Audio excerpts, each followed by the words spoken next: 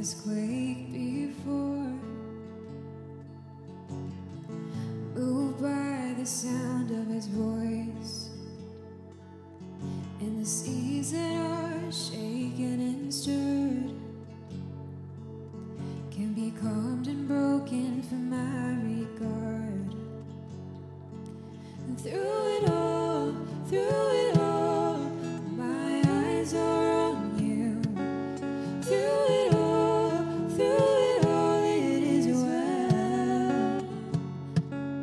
Through it all, my eyes are on you, and it is well with me.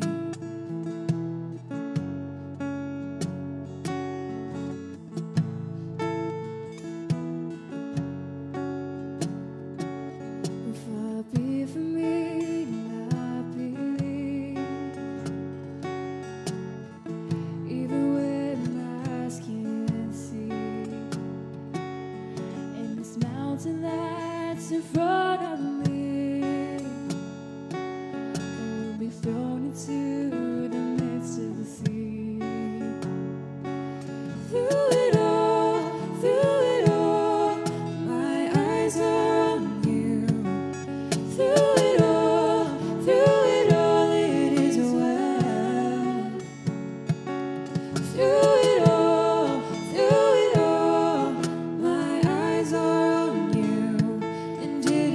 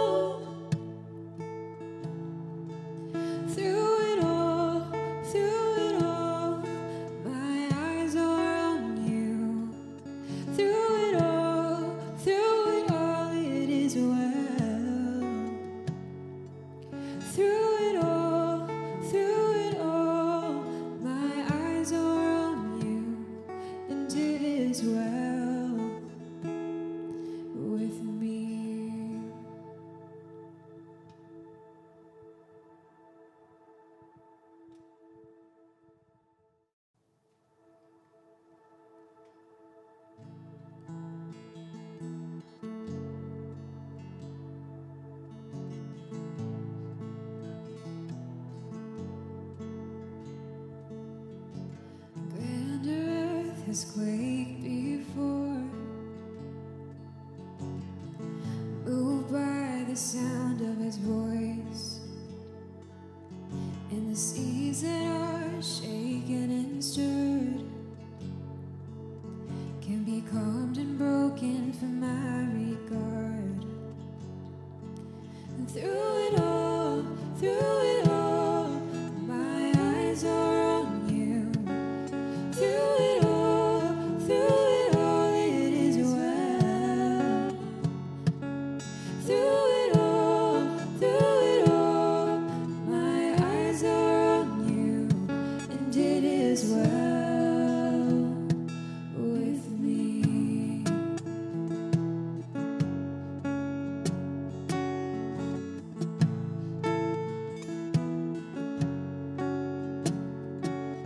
Far be from me to not believe, even when my eyes can't see, and this mountain that's in front of me will be thrown into the midst of the sea. Through it all,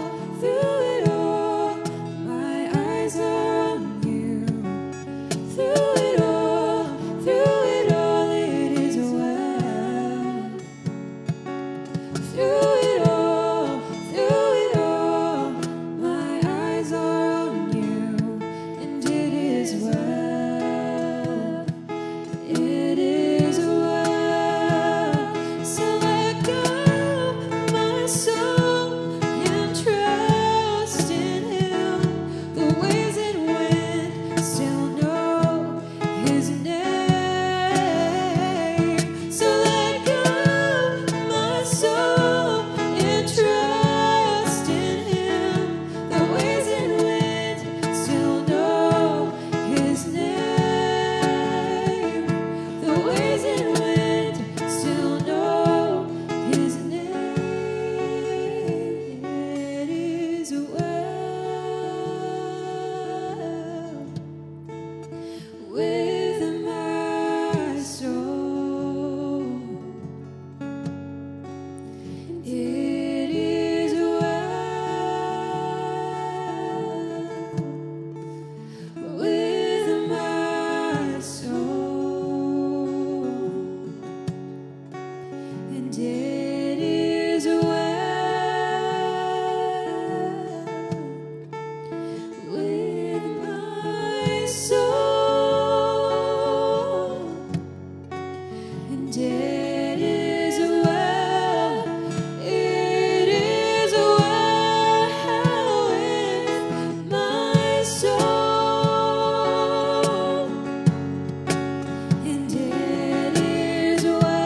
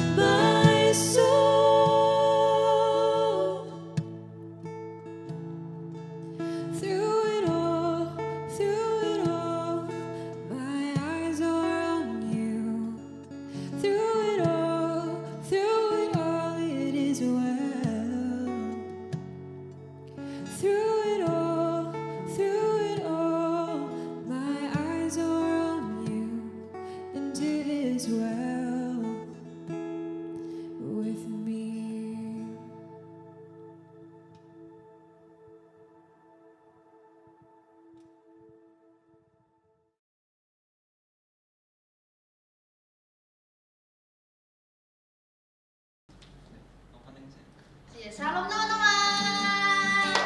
Oke, kita kembali lagi di hari Sabtu. Kita bakalan ibadah lagi di sore hari ini.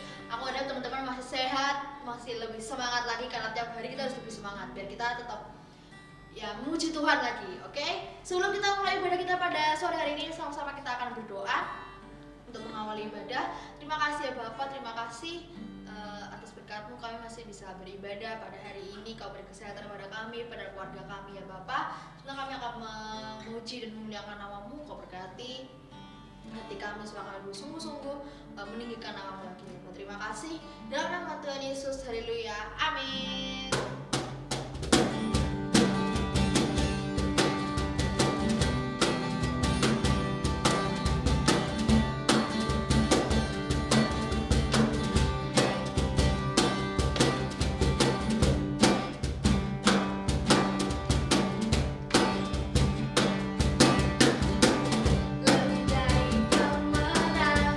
Segala perkara, Yesus lagi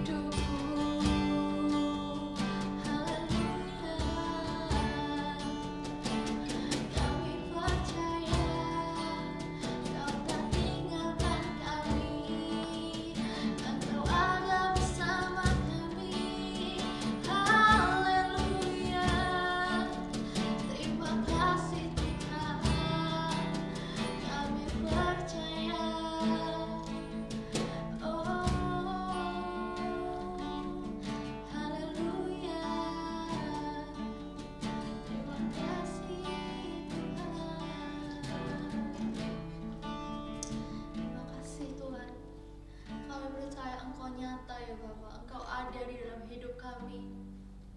Kami percaya Engkau tak pernah tinggalkan kami sedikit pun, sedetik pun ya Bapak. Terima kasih ya Bapak.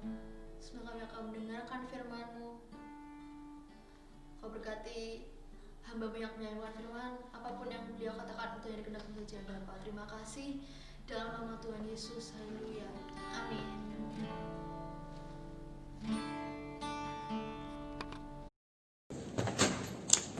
Shalom. Oke teman-teman, jadi bulan ini kita belajar tentang tema lifestyle, yaitu apa guys? Gaya hidup. Oke, setiap orang tuh pasti punya gaya hidup dan satu orang dengan yang lain bisa aja beda.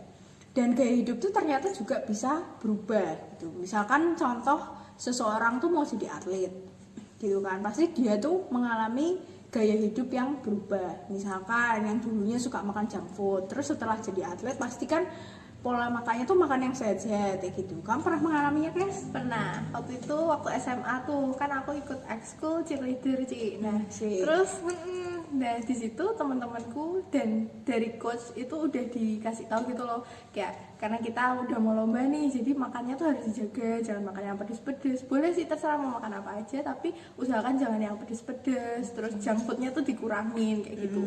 Nah terus aku yang tadinya nggak begitu suka olahraga karena aku gabung di cheers dan dengan teman-teman yang suka olahraga gitu kan. Nah jadi aku gaya hidupku tuh juga kebawa. Jadi aku yang di rumah kadang mager gitu, sekarang jadi kayak olahraga kecil-kecil. Terus habis itu makan juga jadi ikut dijaga kayak gitu. Nah setelah lulus kan udah nggak bareng mereka lagi, udah nggak ikut cheers lagi. Itu lama kelamaan balik lagi. Iya, terus yang lama. Iya. Makan nggak dijaga lah segala macam kayak gitu. Ya itu membuktikan salah satu contoh bahwa gaya hidup tuh bisa berubah kayak gitu. Nah gaya hidup seseorang tuh berubah bukan tanpa alasan gitu. Misalkan kayak tadi atlet kan kayak Kesiani cheerleader, pasti kan dia gaya hidupnya berubah karena dia tuh ingin memenangkan suatu pertandingan kayak gitu ya, pengen bawa nama sekolahnya tuh makin dikenal di mana-mana kayak gitu. Nah, sore hari ini kita tuh bakalan bahas tentang salah satu alasan kenapa seseorang itu merubah gaya hidupnya gitu. Yang ini relate banget ya sama anak muda, yaitu apa? Gengsi. Wah. Siapa sih yang nggak pernah gengsi? Kayaknya semua orang di dunia ini tuh pasti pernah gengsi. Pasti. Kayak siapa pernah gengsi? Jelas. Oh pernah. Pasti pernah. Apa itu? Yang terbaru ini adalah waktu denger kabar kalau temanku tuh ada udah kerja gitu loh, dia nyambi kuliah sambil kerja. Dan aku tuh setiap kali kayak denger ada temen yang udah kerja gitu tuh aku merasa kayak iya aku tuh bisa gitu, aku juga bisa kayak aku gengsi, aku tuh merasa kayak tidak mau disaingi. Iya, kayak wah aku tuh juga bisa gitu loh kayak gitu. Aku tuh jauh lebih oke gitu loh, aku juga bisa sangar kayak iya kayak gitu. Jadi kalau aku mungkin lebih ke apa ya, sebuah pencapaian kayak gitu loh. Terus kayak misalnya akademik juga kayak gitu, misalnya kayak nilai gitu ya, aku merasa kayak aku tuh pinter ya, masa nggak yang buru-buru banget gitu loh. Rakyat sombong. Tapi waktu dibanding sama temanku gitu kan, nah tapi waktu IPK-nya keluar, lah kok nilaiku tuh yang paling jelek gitu loh. Nah itu aku kayak nggak bisa kayak gini. Nggak terima ya. Kayak gitu sih. Oh iya. Itu di kalangan anak-anak sekolah mahasiswa kan kayak gitu ya. Kalau aku di kalangan pekerja tuh kayak pernah juga sih gengsi. Pernah lah pasti gitu. Kayak gengsinya tuh lebih ke lihat temen yang seumuran kayak udah kerja kantoran, pakaiannya rapi kayak gitu-gitu, terus kayak lihat kok dia kok pakai baju kok api-api terus ya kayak gitu, jadi gengsi gitu loh. Terus nanti nek udah ada uang terus aku kayak beli baju yang sama yang pernah dia pakai kayak gitu. Ya itu beli karena gengsi, bukan karena butuh sih sebenarnya kayak gitu. Kita tuh paling sering gengsi soal penampilan, soal apa yang di luar kayak tadi ya, kayak aku ya cara berpakaian, pakaian orang, baju, terus habis itu bisa juga handphone gitu. Handphone tuh harus yang mereknya tuh buah kayak gitu ya. Kita nggak bisa sebut namanya. Terus misalkan sepatu tuh kita harus yang bermerek tertentu gitu ya, centangnya 1 nggak 2 gitu kan, kalau 2 kan WA. Ya kayak gitulah. Terus misalkan motor atau mobil, bahkan mungkin bisa aja pacar kayak gitu atau pelayanan kita gitu ya. Kita pelayanan, alasan kita pelayanan mungkin karena gengsi lah kayak gitu, atau kita punya pacar karena gengsi lihat orang lain udah punya pacar kayak gitu ya. Nah itu jangan ya guys gitu. Nah sebenarnya penyebab dari gengsi itu apa sih? Penyebabnya adalah salah satunya adalah karena kita tuh insecure sama diri kita sendiri kayak gitu. Lihat temen atau influencer di media sosial yang mereka tuh kok kelihatan keren ya, terus kita mulai ngaca kayak gitu. Mulai ngaca dan wah aku nggak bisa nih, aku harus bisa nih tampil keren kayak mereka. Nggak boleh nih aku kalah kayak gitu kan. Gitu. Nah gengsi itu seringkali memfokuskan kepada hal-hal yang di luar kayak gitu, yang kelihatan orang, yang orang lain tuh bisa lihat gitu. Makanya kita tuh sibuk untuk mendandani apa yang di luar ya gitu. Nah, misalnya kayak baju, HP itu kan sesuatu yang di luar yang dilihat sama orang. Nah, bicara tentang itu, maka judul hari ini, judul kita diberi judul apa, Kes? Inside Out. Asik. Ya. Nah, bicara tentang fokus apa yang di luar dan di dalam tuh aku jadi ingat tentang kisah Maria dan Marta. Di kisahnya ada di Lukas 10 ayat 38 sampai 42. Kesia bisa tolong membacakan? Oke. Lukas 10 ayat 38 sampai 42. Maria dan Marta. Ketika Yesus dan murid-muridnya dalam perjalanan, tibalah ia di sebuah kampung. Seorang perempuan yang bernama Marta menerima dia di rumahnya. Perempuan itu mempunyai seorang saudara yang bernama Maria. Maria ini duduk dekat kaki Tuhan dan terus mendengarkan perkataannya. Sedang Marta sibuk sekali melayani. Ia mendekati Yesus dan berkata, "Tuhan, tidakkah Engkau peduli bahwa saudaraku membiarkan aku melayani seorang diri? Suruhlah dia membantu aku." Tetapi Tuhan menjawabnya, "Marta, Marta, engkau khawatir dan menyusahkan diri dengan banyak perkara. Tetapi hanya satu saja yang perlu. Maria telah memilih bagian yang terbaik yang tidak akan diambil daripadanya." Ya, jadi kita mau menyoroti dulu yang pertama tentang Marta. Marta tuh sibuk untuk melayani, sibuk dengan berbagai hal lah gitu ya. Beda sama Maria yang dia tuh duduk di dekat Yesus dan mendengarkan perkataannya. Di sini kita tuh bisa lihat kalau Tuhan itu tidak memuji apa yang dilakukan oleh Marta gitu. Berarti kan Tuhan itu tidak mengutamakan apa yang ada di luar. Nah, kisah lain di kitab lain tuh ada di 1 Petrus 3 ayat 3 sampai 4. Itu juga bisa dibacakan guys ya. Oke. 1 Petrus 3 sampai 4. Perhiasanmu janganlah secara lahiriah, yaitu dengan mengepang-epang rambut, memakai perhiasan emas, atau dengan mengenakan pakaian yang indah-indah. Tetapi perhiasanmu ialah manusia batiniah yang tersembunyi dengan perhiasan yang tidak binasa, yang berasal dari roh yang lemah lembut dan tentram, yang sangat berharga di mata Allah. Oke. Nah di 1 Petrus 3 ayat 3 sampai 4 tadi itu kan dikatakan bahwa perhiasan kita tuh bukan secara lahiriah tuh berarti yang kelihatan yang orang lain tuh bisa lihat. Nah ada terjemahan lain, di terjemahan sederhana Indonesia itu bisa dibacakan guys. Di 1 Petrus 3 ayat 3 sampai 4 versi terjemahan sederhana Indonesia ayat 3 sampai 4. Janganlah kecantikanmu hanya cantik luar saja, seperti menghias rambut, memakai perhiasan emas atau pakaian yang indah. Tetapi biarlah kecantikanmu merupakan hal-hal yang tidak kelihatan juga, yaitu kecantikan yang keluar dari dalam hatimu. Maksudnya hati yang lemah lembut dan tenang. Dan sampai kamu menjadi tua, kecantikan seperti itu tidak akan hilang dan sangat berharga di mata Allah. Ya, jadi kecantikan kita tuh nggak cuma di luar aja kayak gitu, tapi juga apa yang di dalam tuh perlu untuk diperhatikan. Perikop ini tuh memang perikop tentang hidup bersama suami istri, tapi yang di sini yang mau ditekankan adalah bahwa Tuhan itu menghendaki bahwa bukan hanya kita tuh cantik di luar, kita tuh ganteng di luar kayak gitu, tapi juga harus ingat bahwa yang terpenting adalah yang di dalam. Nah kalau gitu apakah mungkin kita bertanya ya, apakah kita tuh nggak perlu ya untuk mendandani diri kita ada yang di luar, atau kayak ya udahlah masa bodoh mau pakai baju yang kayak apa, berpenampilan jelek ya nggak apa-apa. Apakah seperti itu? Tentunya jawabannya tidak. Tuh, karena kalau kita lihat di 1 Petrus 3 ayat 3 tadi itu kan dikatakan bahwa janganlah kecantikanmu hanya cantik luar saja. Berarti tandanya bahwa yang di luar tuh juga penting gitu loh. Karena manusia tuh sebenarnya kan melihat apa yang di depan mata, yang melihat hati kita itu apa yang di dalam hati kan di dalam ya tersembunyi itu kan yang melihat Tuhan gitu. Tapi manusia itu melihat apa yang ada yang kelihatan gitu, yang di luar ya gitu. Contohnya nih, ada kisah dari Samuel ketika Tuhan bilang bahwa Tuhan tuh udah nunjuk salah satu anak Isai untuk jadi raja. Nah waktu itu si Samuel ini melihat anak Isai yang bernama siapa guys? Elia. Elia. Nah waktu itu kita bisa buka di 1 Samuel 16 ayat 6 sampai 7 ya. 1 Samuel 16 ayat 6 sampai 7 ayat 6 sampai 7. Bisa dibacain? Ya. Oke. 1 Samuel 16 ayat 6 sampai 7.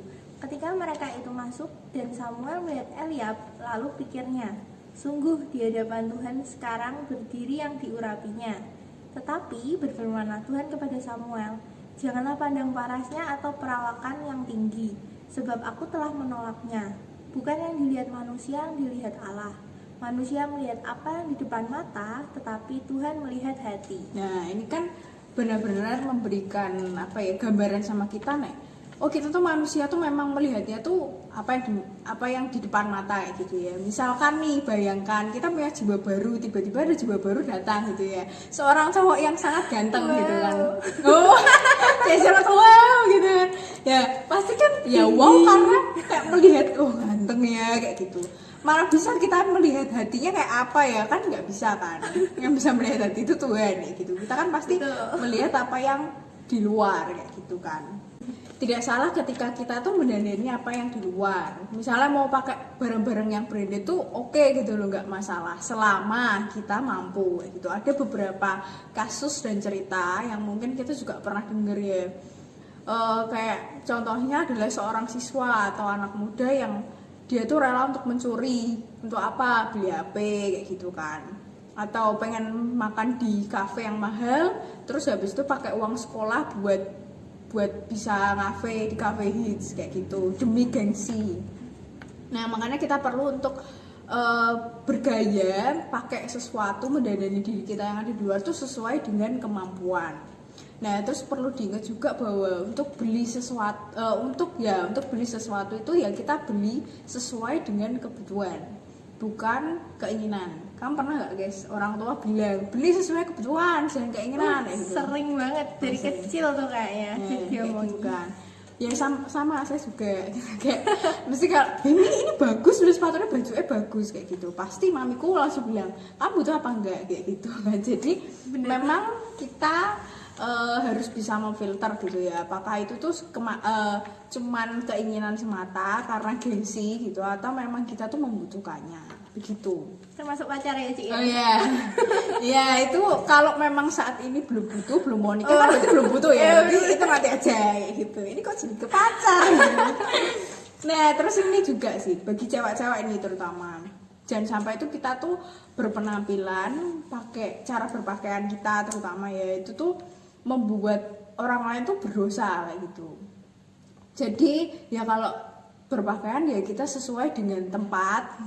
Dan selain dompet loh itu ya juga menyesuaikan tempat kayak gitu. Misalkan kita ke gereja pakai celana pendek itu kan kayak nggak elok gitu ya.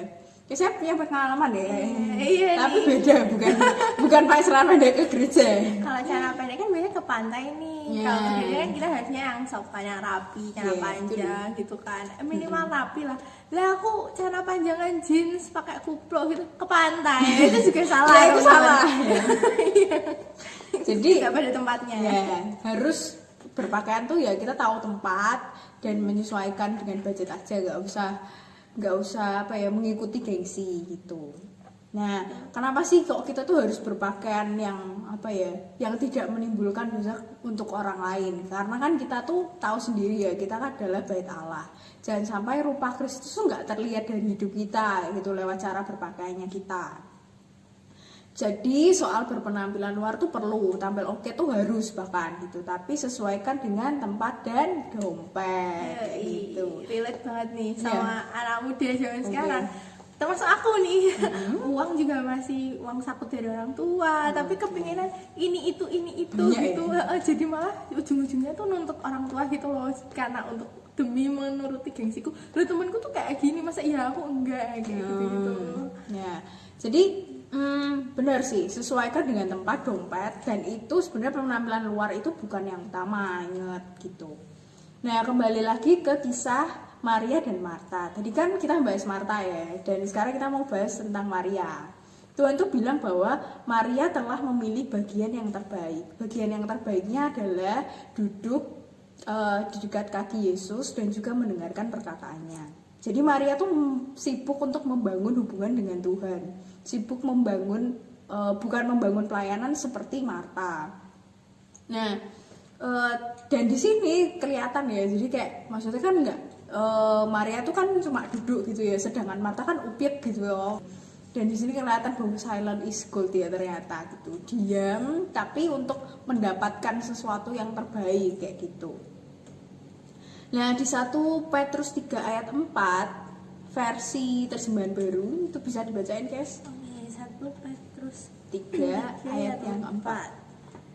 Tetapi perhiasanmu ialah manusia batinia yang tersembunyi dengan perhiasan yang tidak binasa, yang berasal dari roh, yang lemah lembut dan tentram, yang sangat berharga di mata Allah. Amin. Amin. Nah, jadi perhiasan kan katakan bahwa perhiasanmu adalah manusia batiniah yang tersembunyi, nggak kelihatan kayak gitu. Dengan perhiasan yang tidak binasa, yang berasal dari roh yang lemah lembut dan tentram, yang sangat berharga di mata Allah. Jadi perhiasan itu tuh nggak akan binasa tuh berarti kan nggak akan mati, nggak akan hilang dari kita itu. Ternyata perhiasan yang sesungguhnya, yang maksudnya yang utama, yang harusnya tuh kita utamakan, kita fokuskan itu adalah manusia batiniah kita. Nah, ternyata yang tersembunyi itu lebih penting daripada apa yang kelihatan di mata. Jadi kayak hubungan kita sama Tuhan itu kan gak ada orang yang tahu ya gitu. Misalkan kayak kita, hubungan kita sama Tuhan saat teduh, terus baca firman, doa. Bahkan kalau teman-teman baca di Alkitab, doa itu kan harus masuk ke kamar, tutup pintu, dan di tempat tersembunyi itu Tuhan dengar doa kita kayak gitu. Jadi membangun sesuatu yang gak kelihatan di tempat yang tidak terlihat tuh. Nah, saat kita punya hubungan pribadi sama Tuhan itu, maka sebenarnya kita tuh sedang membangun gaya hidup yang baik, gaya hidup yang sehat gitu. Dan apa yang ada di dalam itu yang akan terpancar keluar tuh. Jadi kecantikan yang ada di dalam itu ternyata nanti jadi keluar ya gitu ya. Inner beauty, asik. Nah, saat kita deket sama Tuhan, kita tuh juga kan kita kan manusia yang gampang terpengaruh tuh. Jadi ketika kita tuh deket sama Tuhan, kita tuh makin lama tuh didapati jadi kayak ketularan sifatnya Tuhan gitu loh, ketularan karakternya Tuhan ya gitu. Nah, ini contoh nih, kalau memang kita tuh manusia yang mudah untuk terpengaruhi gitu. Contohnya kayak gini, sejak pandemi ini tuh aku kan sering nginep di rumah Cici ya. Nah, Cici itu sejak pandemi itu memang kayak bener-bener bersih kayak gitu. Jadi setiap ada barang datang, misalnya paket gitu, pasti disemprot-semprot pakai disinfektan gitu. Dan misalkan aku kesana mau nginep gitu tuh, ketika datang ya harus mandi, harus keramas kayak gitu. Lah, gaya hidup yang seperti itu, gaya hidup bersih itu tuh jadi nempel di aku gitu loh. Jadi aku tuh jadi ketularan gitu kan. Jadi ketika aku di rumah habis pergi itu pasti tuh aku semprot-semprot juga gitu loh barang-barang yang dari luar kayak gitu. Terus aku juga pasti kayak langsung mandi, keramas, ganti baju kayak gitu. Jadi itu memang menunjukkan bahwa kita tuh manusia yang mudah untuk dipengaruhi. Nah, kita tuh mudah untuk dipengaruhi itu juga berdasarkan dengan siapa kita tuh menghabiskan waktu. Ketika kita tuh banyak menghabiskan waktu bersama dengan Tuhan, ya kita makin mirip sama Tuhan gitu. Kalau kita tuh terus menghabiskan waktu kita sama hal-hal yang gak berguna, ya lama-lama kita akan punya hidup yang gak berguna juga kayak gitu. Jadi memperhatikan penampilan luar itu penting, tapi kita jangan lupa bahwa yang utama adalah memperhatikan apa yang ada di dalam, membangun hubungan sama Tuhan, dan biarlah apa yang di dalam itu terpancar keluar dan orang tuh bisa lihat gitu loh rupa Kristus lewat kehidupan kita. Kayak gitu teman-teman. Jadi intinya jangan sampai kita tuh cuma nurutin gengsi kita, karena seringnya ketika kita nurutin gengsi kita cuma memperhatikan apa yang ada di permukaan, apa yang ada di luar. Kayak yang tadi udah dijelasin sama Citin juga, kita seringnya cuma memperhatikan penampilan doang, apa barang-barang yang kita pakai kayak gitu.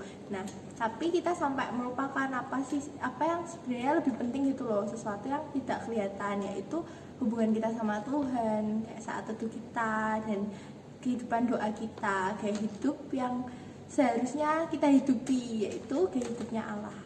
Oke teman-teman, sore ini kita mau tutup sharing hari ini dengan doa.